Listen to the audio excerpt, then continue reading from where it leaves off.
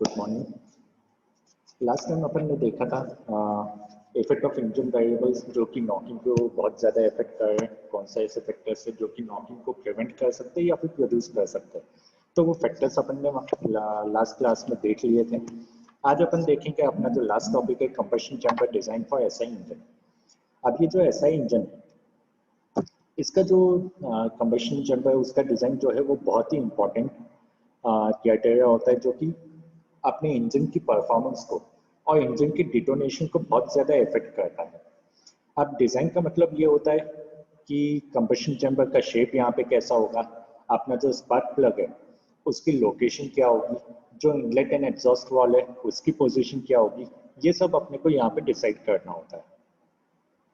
और ये एक ऐसा सब्जेक्ट है जो कि अभी भी कंटिन्यूसली डेवलप हो रहा है, कंटिन्यूसली इस पर रिसर्च जो है वो अभी भी चालू है। इस रिसर्च की वजह से, इस कंटिन्यूस डेवलपमेंट की वजह से ही अपन क्या कर पाए, अपन अपना जो कॉम्प्रेशन रेशियो होता है इंजन का वो अपन ने इंक्रीज किया हुआ है। अगर अपन बात करें जब एकदम स्टार्टिंग में जब अपने इंजन का डेवलपमेंट चालू हुआ था तो एकदम स्टार्टिंग के टाइम में अपना कॉम्प्रेशन रेशियो होता था जनरली 4 के आसपास, 3, 4, 5 इस टाइप के कॉम्प्रेशन रेशियो अपने को ऐसे इंजन में मिलते थे। लेकिन आज जो है, आज अपनी लिमिट है 11-12 की। तो वो कैसे हुआ है, वो अपन ने इंजन के ऊपर काफ़ी ज़्यादा डेवलपमेंट किया, उस वजह से ये अपने को मिल पाया है। तो जो बेसिक रिक्वायरमेंट होती है किसी भी कंबशन चैम्बर की, ऐसा इंजन की कंबशन चैम्बर की, सबसे पहला रिक्वायरमेंट तो ये होता है कि नहीं यार उसने अपने को एक हाई पावर आउटपुट अपने को वहाँ पे मिलना चाहिए। सेकंड होता है कि जो अपनी एफिशिएंसी है, एफिशिएंसी अपने को काफ़ी अच्छी मिलनी चाहिए। साथ में जो इंजन का ऑपरेशन है वो एकदम स्मूथ होना चाहिए। तो ये 3 बेसिक पॉइंट होते हैं जो अपनी सबसे ज़्यादा इंपॉर्टेंट रिक्वायरमेंट है किसी भी कंबशन चैम्बर डिज़ाइन में। एक तो high power output, second high thermal efficiency and third smooth engine operation. तो इसके लिए जो है अपन ने क्या किया, एक जनरल ऑब्जेक्टिव्स बना लिया कि ऐसा इंजन का जो कंबशन चैम्बर है उसके ऑब्जेक्टिव्स क्या होने चाहिए या फिर उसके रिक्वायरमेंट्स जो है वो कैसे होनी चाहिए। तो सबसे पहली जो रिक्वायरमेंट है अपनी ऐसा इंजन की कंबशन चैम्बर में, वो है अपने पास स्मूथ इंजन ऑपरेशन। यानी कि अपना जो इंजन का डिज़ाइन है वो इस टाइप से होना चाहिए कि अपने को इकोनॉमी काफ़ी अच्छे से मिल जाए, साथ में जो भी ऑपरेशन है अपने इंजन का वो एकदम स्मूथली होना चाहिए। ऐसा नहीं कि उसमें बहुत ज़्यादा वेरिएशन है, एकदम से कहीं पे प्रेशर बहुत ज़्यादा हो गया, एकदम से कहीं कम हो गया, कहीं पे अपना डिटोनेशन चालू हो गया, इस टाइप की चीज़ें अपनी नहीं होनी चाहिए। तो उसके लिए अपन क्या कर सकते हैं, सबसे पहले तो जो प्रेशर चेंजेस है वो प्रेशर चेंजेस को अपन रेगुलेट कर सकते हैं, उसको मॉडरेट अमाउंट से, यानी कि एक moderate rate of pressure change अपने पास होना चाहिए। यानी कि जो रेट ऑफ प्रेशर राइज है, जो रेट ऑफ प्रेशर चेंज अपने को मिलने वाला है उसको अपन इस तरह से रेगुलेट करें, इस तरह से कंट्रोल करें कि मैक्सिमम अमाउंट ऑफ फोर्स जो पिस्टन के ऊपर अप्लाई होगी वो अप्लाई होनी चाहिए as closely as possible after TDC. अपने को पता है कि पीक प्रेशर जो है वो टीडीसी पे तो नहीं मिल रहा है। क्यों नहीं मिल रहा है, क्योंकि अपना इंस्टेंटेनियस कंबशन तो होने वाला है। अपना कंबशन जो है वो एक यूनिफॉर्म प्रोसेस है, एक प्रोग्रेसिव मेथड है। तो जब पिस्टन टीडीसी के बाद टीडीसी से मूव हो जाता है उसके बाद अपने को किसी पॉइंट पे पीक प्रेशर मिलता है। तो अपनी कोशिश ये होनी चाहिए कि ये जो पीक प्रेशर अपने को मिला है वो जितना क्लोज हो सके उतना क्लोज मिल जाए आफ्टर टीडीसी। और जो पिस्टन के ऊपर फोर्स अप्लाई हो रहा है वो भी ग्रेजुअली चेंज होना चाहिए। ऐसा नहीं होना चाहिए कि एकदम से चेंज हो गया, साल पहले 10 न्यूटन लग रहा था एकदम से तुमने 50 न्यूटन का लगा दिया, अपनी इंजन का स्ट्रक्चर वहां पे डैमेज हो जाएगा, अपनी जो फंक्शनिंग है वो एकदम स्मूथ नहीं हो पाएगी। तो जो भी फोर्सेस अप्लाई हो, फोर्सेस जो है वो स्मूथली अप्लाई होना चाहिए, जो प्रेशर चेंज है वो थोड़ा सा यूनिफॉर्म होना चाहिए एक मॉडरेट अमाउंट से, और पीक प्रेशर की पोजीशन कहाँ पे होनी चाहिए as closely as possible after TDC. Second चीज जो तुम कर सकते हो स्मूथ इंजन ऑपरेशन के लिए, वो कर सकते हैं कि जो डिटोनेशन की टेंडेंसी है, जो नॉकिंग की टेंडेंसी है उसको रिड्यूस किया जाए।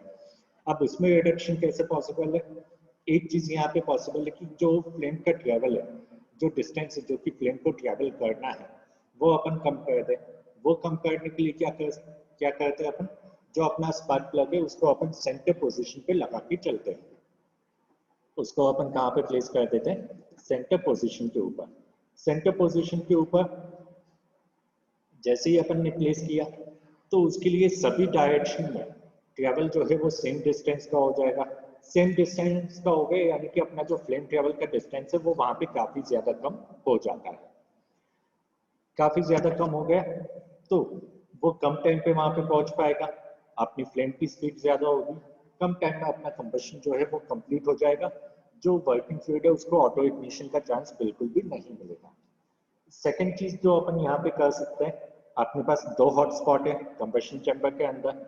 एक है अपने पास स्पार्क प्लग जहाँ से अपना स्पार्क जनरेट होता है, जहाँ से अपना कंबशन चालू होता है, और एक है अपने पास एग्जॉस्ट वॉल्व। ये दो ऐसी पोजीशन है जो कि काफी ज्यादा हाई टेम्परेचर बियर करती है, और इसके आसपास का फ्यूल जो है, जो एग्जॉस्ट वॉल्व के आसपास है, इसमें सबसे ज्यादा चांसेस होते हैं ऑटो इग्निशन के। तो इसको अपन कूल कर सकते हैं। तो अपने को एक कूलिंग सिस्टम यहाँ पे लगाना पड़ता है जो कि एफिशिएंट कूलिंग यहाँ पे दे सके, और जो भी अपने को साइकिल के दौरान जो कूलिंग रिक्वायरमेंट है उसको ये फुलफिल कर पाए। दूसरी चीज अपन कर सकते हैं कि जो अपना वर्किंग फ्लूइड का लास्ट पोर्शन है जिसका ऑटो इग्निशन हो रहा है, उसके टेम्परेचर को कम कर। अब उसके टेम्परेचर को कम करना है तो कुछ अपन इस तरह का चैम्बर बनाए, यानी हीट ट्रांसफर जो हो रहा है कंबशन चैम्बर वॉल्स में, या तो तुम उसको कम कर दो कि कंबशन चैम्बर वॉल के पास में जो पार्टिकल है वो उसमें ऑटो इग्निशन के चांसेस बहुत ही ज्यादा है, तो उसको अपन कम कर सकते हैं उस टेम्परेचर को, ताकि ऑटो इग्निशन जो है जितना हो सके वहां पे अवॉइड हो सके। तो ये कुछ मेथड है जिससे कि अपन नॉकिंग की पॉसिबिलिटी को कम कर सकते हैं। तो ये एक पहला रिक्वायरमेंट है कंबशन चैम्बर का, जो कि होता है अपना smooth engine operation. Second requirement होती है अपनी high power output and thermal efficiency. जो भी अपन डिजाइन बनाए, जो भी अपन डेवलपमेंट करें, वो इस टाइप से कहे कि अपने को पावर आउटपुट ज्यादा से ज्यादा मिले, साथ में अपनी एफिशिएंसी भी ज्यादा होनी चाहिए।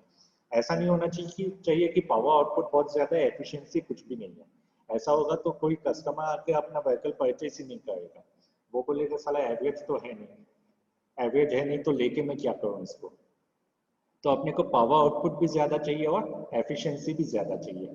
तो इसके लिए तुम क्या कर सकते हो, इसके लिए एक चीज हो सकती है कि तुम टर्बुलेंस को जो है, हाई डिग्री ऑफ टर्बुलेंस को जो है उसको इंट्रोड्यूस करो। तो टर्बुलेंस को इंट्रोड्यूस करने के लिए या तो अपन इनलेट का जो इनलेट पोर्ट है, इनलेट वॉल्स है, उसके डिजाइन में चेंजेस कर सकते हैं, या फिर जो अपने पिस्टन का टॉप सरफेस है वहां पे अपन चेंजेस ला सकते हैं। टर्बुलेंस को इंड्यूस किया तो क्या होगा, जो इंटरमिक्सिंग है अनबर्न पार्टिकल्स की, बर्न पार्टिकल्स की, वो काफी अच्छे से होगी, हीट ट्रांसफर काफी अच्छे से हो जाएगा, अपना फ्लेम का स्पीड जो है वो वहां पे इंक्रीज हो जाता है। तो यहाँ पे एक फ्लूइड टाइप का मोशन होता है जिसको अपन कहते हैं squish type of motion. Squish यानी कि ये गैस का मोशन होता है बेसिकली, और ये रेडियल टाइप ऑफ मोशन होता है जो अपन टर्बुलेंस में बात कर रहे थे। यहाँ एक डिजाइन तुम्हें बताया था जिसमें रेडियल टाइप ऑफ मोशन जो है वो दोनों साइड से पॉसिबल हो। तो इस टाइप के मोशन को अपन कहते हैं स्क्विश टाइप ऑफ मोशन, जो कि पिस्टन एंड सिलेंडर के बीच में होता है, और इसको अपन इंड्यूस कर सकते हैं ऐसे इंजन में। अपन डोम शेप का सिलेंडर हेड यूज कर सकते हैं, या फिर एक बॉल शेप का पिस्टन जो है उसका यूज यहाँ पे किया जा सकता है। सेकेंड चीज हो सकती है कि तुम वॉल्यूमेट्री एफिशिएंसी को बढ़ा दो। वॉल्यूमेट्री एफिशिएंसी कौन कौन से फैक्टर्स पे डिपेंड करती है ये अपन ऑलरेडी पहली यूनिट में देख चुके हैं। हालांकि यहाँ पे अपन क्या कर सकते हैं कि सक्शन के टाइम पे जितना हो सके उतना चार्ज अपन यहाँ पे इंड्यूस करें, जिससे कि अपने को एक इंक्रीज पावर आउटपुट यहाँ मिल सके। साथ में एक एम्पल क्लियरेंस यहाँ पे दे, जो वॉल्स है उनके डायमीटर को अपन इंक्रीज कर दे, जो पैसेज है उनको स्ट्रेट बनाए, वहां पे कोई टर्न नहीं होना चाहिए, कोई ट्विस्ट नहीं होना चाहिए, जिससे कि जो इनलेट प्रेशर आया वो अपना कम ना हो पाए। ये चीजें अपन कर सकते हैं वॉल्यूमेट्री एफिशिएंसी को इम्प्रूव करने के लिए। फिर जो एंटी नॉकिंग कैरेक्टरिस्टिक है उसको अपन इम्प्रूव कर सकते हैं। उसको इम्प्रूव करने के लिए अपने कंबशन चैम्बर का डिजाइन इस टाइप से होना चाहिए कि अपने को हायर कंप्रेशन रेशियो मिल पाए, हायर आउटपुट मिले, हाई एफिशिएंसी मिले, लेकिन टेम्परेचर को अपने को कंट्रोल करना पड़ेगा कि जो अपना अनबर्न पार्टिकल है वो ऑटो इग्नाइट ना हो जाए। फिर अगर तुम कॉम्पैक्ट चैम्बर बनाते हो, कॉम्पैक्ट चैम्बर अगर बनाते हो तो जो हीट लॉसेस है कंबशन के दौरान वो अपने कम हो जाएंगे, अपनी जो थर्मल एफिशिएंसी है वो यहाँ पे इंक्रीज हो जाएगी, जो फ्लेम का ट्रैवल है डिस्टेंस वो अपना कम हो जाएगा, तो नॉकिंग की टेंडेंसी जो है वो भी यहाँ पे कम हो जाएगी। तो ये बेसिक रिक्वायरमेंट्स है जो कि अपने कंबशन चैम्बर में होनी चाहिए। अब इसके ऊपर जो है अपन ने काफ़ी सारे different types of combustion chambers जो है वो अपन ने डेवलप की है over a period of time. Starting में कुछ अलग टाइप के कंबशन चैम्बर्स थे, फिर उसमें डेवलपमेंट हुआ, उसमें कुछ चेंजेस किए, फिर अभी कुछ और डिज़ाइन के कंबशन चैम्बर्स चल रहे हैं। तो बेसिकली अपना डेवलपमेंट जो है वो यहाँ पे काफ़ी ज़्यादा अपने इसमें हो चुका है।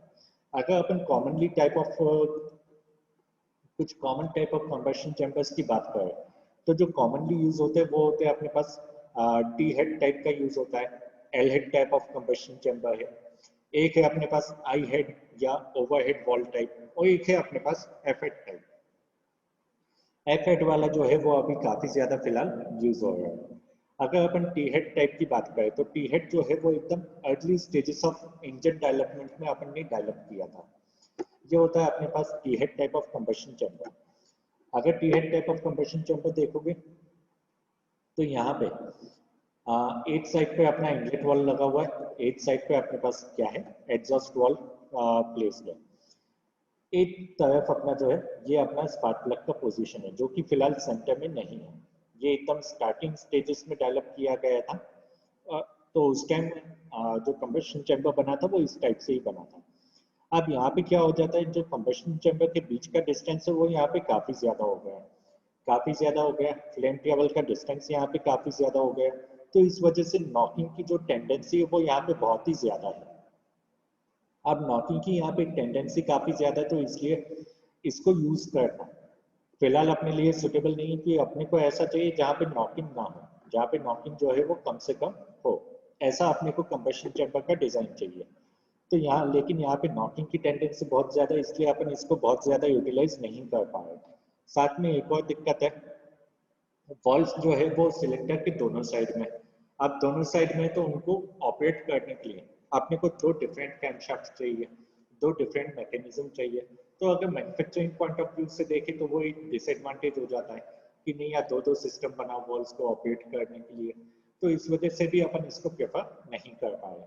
तो ये जो टी हेड टाइप वाला था ये अपने एकदम जो स्टार्टिंग स्टेजेस थी, जो इंजन में ना बस डेवलपमेंट चालू हुआ था, जो अपन ने जस्ट इंजन को बनाया था उस टाइम में जो है ये काफी ज्यादा यूटिलाइज हो रहा था।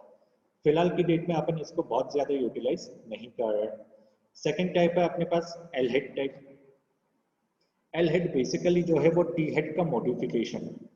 अब इसमें क्या किया, जो दोनों वॉल्स थे, जो दो सेपरेट साइड में थे पहले सिलेंडर के, उसको अपन ने सेम साइड में लेके आ गए। तो सेम साइड में लेके आ गए तो इसका बेनिफिट क्या हुआ, आपने को एक ही मैकेनिज्म यहाँ पे देना पड़ा, एक ही कैम शाफ्ट यहाँ पे लगा दिया, उससे दोनों वॉल्स जो है वो अपने ऑपरेट हो जाते हैं। साथ में इसको लुब्रिकेशन वगैरह करना काफी आसान है। प्लस इसका जो सिलेंडर हेड है वो डिटैचेबल टाइप का होता है, सिर्फ अपन उसको डिटैच करके बिना वॉल्स को डिस्टर्ब किए, जो वॉल की पोजीशन है उसको डिस्टर्ब किए बगैर, यहाँ पे वॉल से इन वॉल्स को डिस्टर्ब किए बगैर अपन सिलेंडर हेड को डिटैच कर सकते हैं। अपने को जो भी यहाँ पे काम करना हो वो कर सकते हैं। वॉल की पोजीशन बिल्कुल भी अपने अपने को डिस्टर्ब करने की जरूरत नहीं है, लेकिन वॉल की जो पोजीशन है उसकी वजह से एक दिक्कत है। जैसे इनलेट वॉल की बात करें तो इनलेट वॉल से अपना सक्शन जब होगा तो सक्शन के टाइम पे सबसे पहले एयर एंड फ्यूल के मिक्सचर ने एक टर्न लिया यहाँ पे 90 का, फिर यहाँ आने के बाद वापस से ये एक टर्न लेते हैं। तो ये दो टर्न्स की वजह से क्या हो जाता है ना, जो अपनी वेलोसिटी होती है या फिर जो अपना टर्बुलेंस है यहाँ पे उसमें काफी ज्यादा लॉस अपने को देखने को मिलता है। फिर इसमें एक और मॉडिफिकेशन जो है वो किया गया था, वो मॉडिफिकेशन जो है वो टर्बुलेंस को इंड्यूस करने के लिए किया गया था। इस टाइप से हेड का जो डिजाइन है वो चेंज किया गया। तो इस डिजाइन की हेल्प से क्या हुआ कि जो अपनी फ्लेम की स्पीड थी और स्पार्क प्लग की पोजीशन अपन ने यहाँ पे कर दी थी, तो इससे क्या हुआ, जो अपनी फ्लेम की स्पीड थी वो थोड़ी सी इंक्रीज हो गई, जो टर्बुलेंस था वो यहाँ पे इंक्रीज हो गया, इस टाइप के शेप की वजह से टर्बुलेंस यहाँ पे इंक्रीज हो गया। तो अपनी जो नॉकिंग की टेंडेंसी थी वो यहाँ पे कम हो गई। तो जो मेन बॉडी है कंबशन चैम्बर की, वो पूरी तरह से कंसंट्रेटेड हो गई थी वॉल्स के आसपास, वॉल्स के आसपास, और बहुत ही रेस्ट्रिक्टेड पैसेज जो है वो सिलेंडर के साथ दिया जाने लगा था। तो एडिशनल टर्बुलेंस जो है वो भी अपने को मिल जाता था यहाँ पे कॉम्प्रेशन के टाइम में।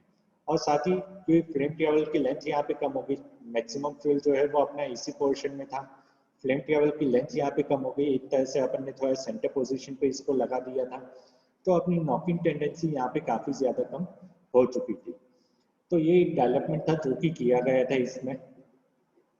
फिर उसके बाद एक और नए टाइप का कंबशन चैम्बर जो है वो इंट्रोड्यूस किया गया, जिसको अपन कहते हैं आई हेड या ओवरहेड टाइप, जो कि फिलहाल भी प्रेजेंट टाइम में भी यूज हो रहा है।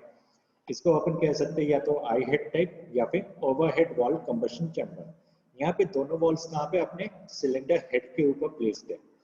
अब ओवरहेड वॉल जो है वो अपने टी हेड या फिर एल हेड के कंपैरिजन में काफ़ी ज़्यादा अच्छे थे, क्योंकि यहाँ पे अपने को काफ़ी अच्छा कॉम्प्रेशन रेशियो जो है वो देखने को मिला, काफ़ी अच्छा कॉम्प्रेशन रेशियो जो है वो देखने को अपने को मिला था।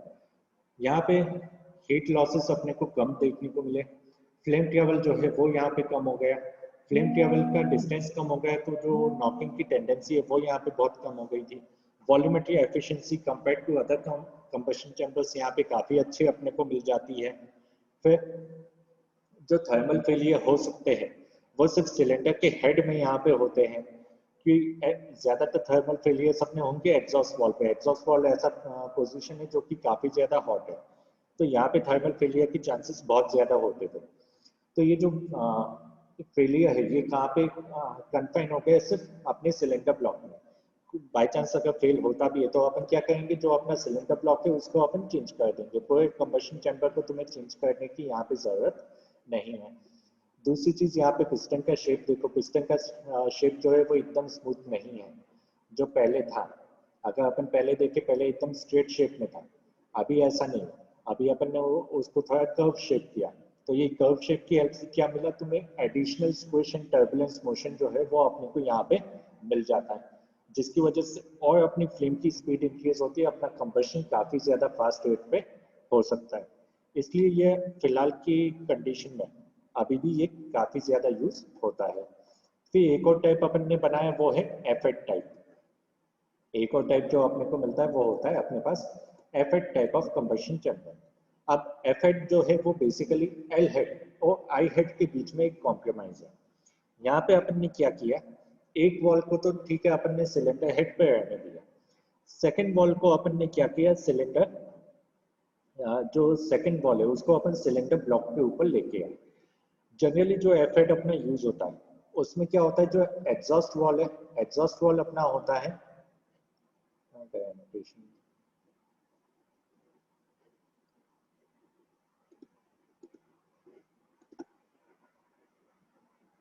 एक मिनट,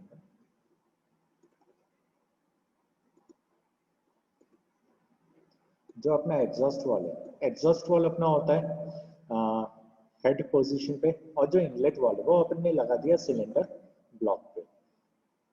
अब ये जो है ये बेसिकली एक कॉम्प्रोमाइज हो गया अपने एल हेड और आई हेड में, कि ठीक है अपन ने ओवरहेड पे पूरी तरह से ओवरहेड पे भी नहीं है, पूरी तरह से साइड वाले पोर्शन पे भी नहीं है, दोनों वॉल की पोजीशन जो है वो अपन ने यहाँ पे सेपरेट कर दी।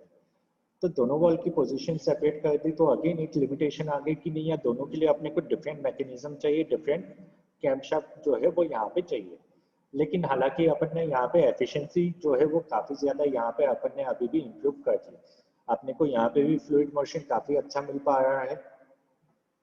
जो लॉस ऑफ वेलोसिटी हेड था वो थोड़ा सा अपन ने यहाँ पे कम कर दिया, एकदम से शार्प टर्न अपन यहाँ पे नहीं दे रहे, तो जो लॉस ऑफ वेलोसिटी हेड था, लॉस ऑफ टर्बुलेंस था, वो यहाँ पे थोड़ा सा कम जो है हो जाता है। ये अपने कुछ common types of combustion chamber है जो अपन यहाँ पे यूज किए हुए हैं।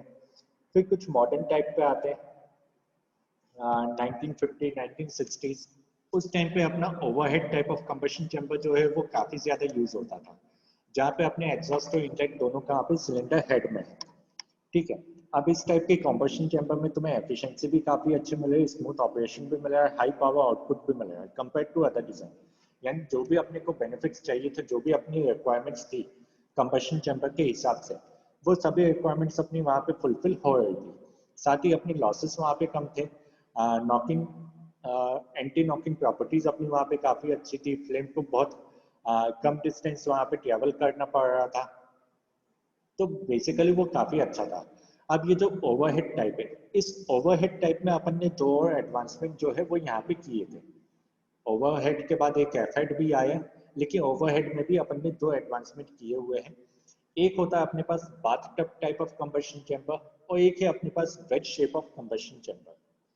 अगर अपन bathtub type of combustion chamber देखें तो वो इस टाइप से दिखाई देता है, जहां पे अपने पास एक Oval shape of combustion chamber होता है, जिसके वॉल्स जो है वो माउंटेड है अपने ओवरहेड पे, और स्पार्क प्लग कहाँ पे साइड में है। तो इसमें क्या होगा, वॉल्स जितने भी होंगे, अगर अपन वो एक सिंगल लाइन में ऑन सिलेंडर ब्लॉक बनाने में काफ़ी इजी हो जाता है, और जो अपने को ओवरहेड के एडवांटेजेस थे वो सभी एडवांटेजेस यहाँ पे देखने को मिल जाते हैं। ये सबसे common type of overhead type था जो अपन ने इनिशियली बनाया था। जो इनिशियली अपन यहाँ पे फिगर देख रहे हैं वो इसी टाइप का अपन देख रहे हैं, बाथटब टाइप। जो एडवांसमेंट एक हुआ वो हुआ था wedge form of combustion chamber. Wedge form में अपन ने क्या किया, वॉल्स को थोड़ा सा इंक्लाइन कर दिया to the axis of cylinder. यहाँ पे वॉल्स पूरी तरह से इंक्लाइन थे, सिलेंडर के साथ इनलाइन वॉल्स थे। अपन ने क्या किया, उसको थोड़ा सा एक इंक्लिनेशन दे दिया। तो इससे क्या हुआ, जो वॉल का एक्चुएशन मैकेनिज्म है वो थोड़ा सा अपने पास सिंपल हो गया। ठीक है, वो थोड़ा सिंपल हो गया। एयर फ्यूल रेशियो जो है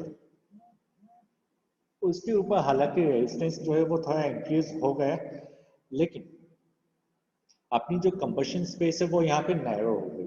कंबशन स्पेस थोड़ी सी नैरो हो गई, तो अपना जो फ्लेम टेबल का डिस्टेंस डिस्टेंस था वो फर्दर रिड्यूस हुआ। यहाँ पे अपन ऑलरेडी काफी रिड्यूस कर चुके थे। इसके बाद जब अपन ने इसको इंक्लिनेशन दिया, उसके बाद थोड़ा और फर्दर यहाँ पे रिडक्शन जो है वो अपने को मिल गया। तो जो अपनी नॉकिंग की टेंडेंसी थोड़ी बहुत वहाँ पे देखने को मिल रही थी वो भी यहाँ पे और ज्यादा कम हो गई। तो जो अपनी ओवरहेड टाइप है, ओवरहेड टाइप में अपने को ये दो फॉर्म्स जो है वो काफी ज्यादा यूज होते हैं, एक अपना बाथटब टाइप का और एक wedge form of combustion chamber.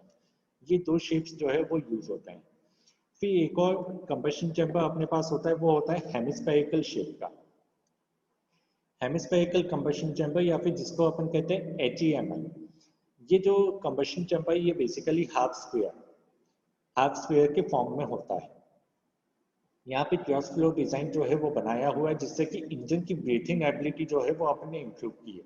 Breathing ability improve की है, यानी बेसिकली उसकी वॉल्यूमेट्री एफिशिएंसी को अपन ने यहाँ पे जो है इम्प्रूव कर दिया है। ये अर्ली 1900s में जो है बनाए गए थे, और बहुत ज्यादा वाइडली जो है वो यूज किए गए थे। अभी जो इस शेप में अपन बनाते हैं वो पूरी तरह से हेमिस्फीयर शेप नहीं बनाते, अपन एक पार्शियल हेमिस्फीयर यहाँ पे बनाते हैं, जिससे कि कुछ अमाउंट में टर्बुलेंस जो है वो अपने को यहाँ पे इंक्रीज हो सके। हेमिस्फेरिकल कंबशन चैम्बर में जो है ज्यादा पावर जनरेट हो सकती है। एयर को एकदम से राइट एंगल टर्न्स बिल्कुल नहीं लेने, जैसे यहाँ पे इनटेक वॉल है, तो इनटेक वॉल पूरी तरह से स्मूथ है, कोई भी अपना राइट एंगल कोई भी 90 डिग्री का टर्न यहाँ पे नहीं दिया हुआ है। तो जो उसको रेजिस्टेंस लग रहा था वो यहाँ पे कम हो जाता है, रेजिस्टेंस टू मोशन। फिर हालांकि एमिशंस जो है वो यहाँ पे थोड़ी सी प्रॉब्लम जो है वो क्रिएट कर सकते हैं, लेकिन जो अपने नए टाइप के पार्शियल हेमिस्फेरिकल आए हुए हैं उनमें ऐसी कोई भी दिक्कत नहीं होती है। सरफेस एरिया टू वॉल्यूम का जो रेशियो है वो यहाँ पे काफ़ी ज़्यादा कम हो जाता है एज कम्पेयर टू जितने भी दूसरे डिजाइन थे अपने पास। वेज शेप हो गया, फ्लैट हेड, एफ हेड हो गया, या फिर टी हेड हो गया, उसके कंपैरिजन में तो अपनी थर्मल एफिशिएंसी जो है वो भी यहाँ पे काफ़ी ज़्यादा इंप्रूव हो गई है।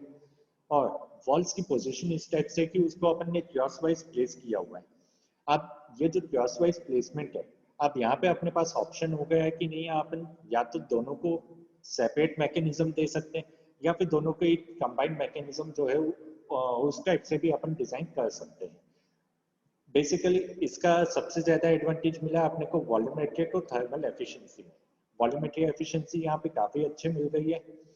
जो इनटेक एयर आता है, इनटेक फ्लूइड जो आता है उसके ऊपर रेजिस्टेंस अपना काफी कम हो जाता है, तो डेंसिटी ऑफ सक्शन जो है वो बहुत ही ज़्यादा है।